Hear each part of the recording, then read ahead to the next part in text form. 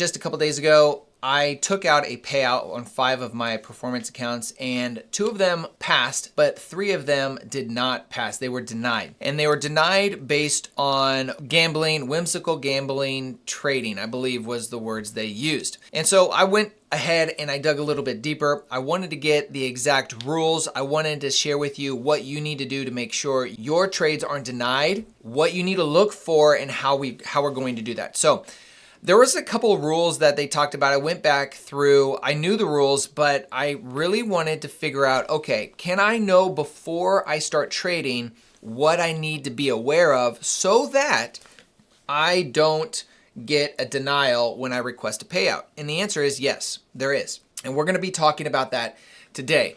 These are the 4 rules that we really need to be aware of when we are trading. And you're going to need to know a couple things. You're going to need to know your rules. You're also going to need to know your starting balances for the day. We're going to get into that here in a second. But here's what we're looking at.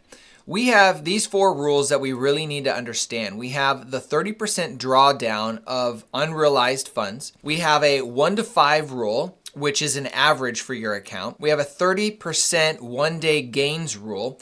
And then we have an 8-day waiting period, which makes sense. But we're going to go through these one by one. You need to know your starting P&L for your account.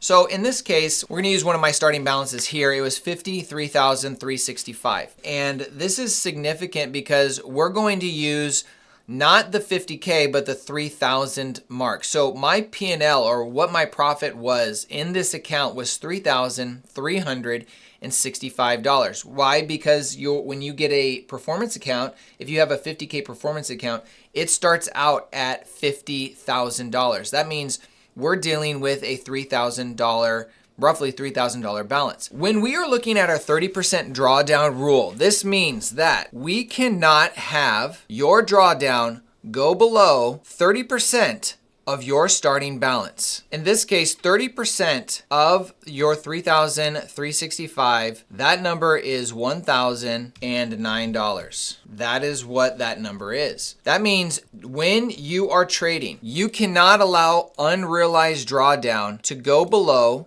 $1,009. For example, if we went long like we did here, if our stop loss was going to be at this low, which we would never do that. But if price came all the way down here on one contract, but then came back all the way up here, you would have a winner. However, if you did one mini contract, 50 handles is $1,000.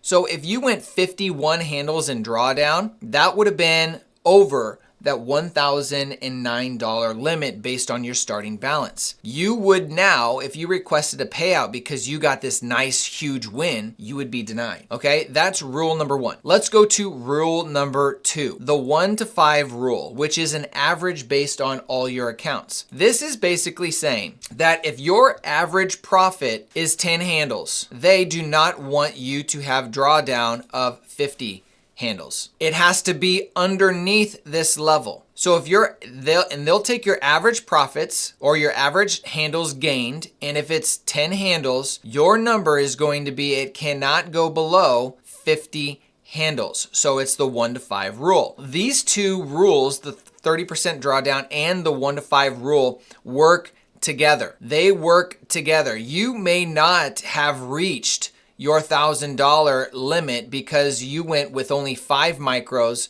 which would have given you a $100 or 100-point drawdown. Here's a 100-point drawdown with 5 micros.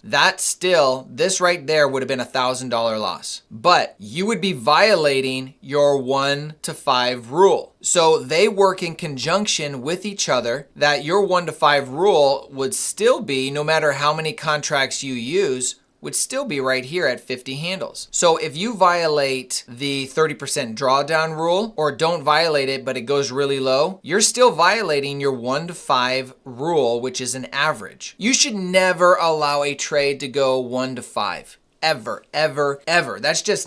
It shouldn't be possible for you to do that. It makes 0 sense in a risk management point of view for you to do that. What I'm trying to say is here that these rules, people think they're negative and they hurt their odds on getting payouts. But the truth is We should never allow this to happen. Now, the only way that you are going to hit your 30% drawdown a lot quicker is if you oversize. So if I went with 5 contracts right here and I only went 10 handles, if I had 5 contracts right here, and if I did 5 mini contracts and I was going long towards these highs, if I'm going 5 mini contracts and I wick below this 10 handle stop loss, but it doesn't close, well, guess what? I violate my $1,000 30% drawdown based on my $3,300 starting balance because I oversized.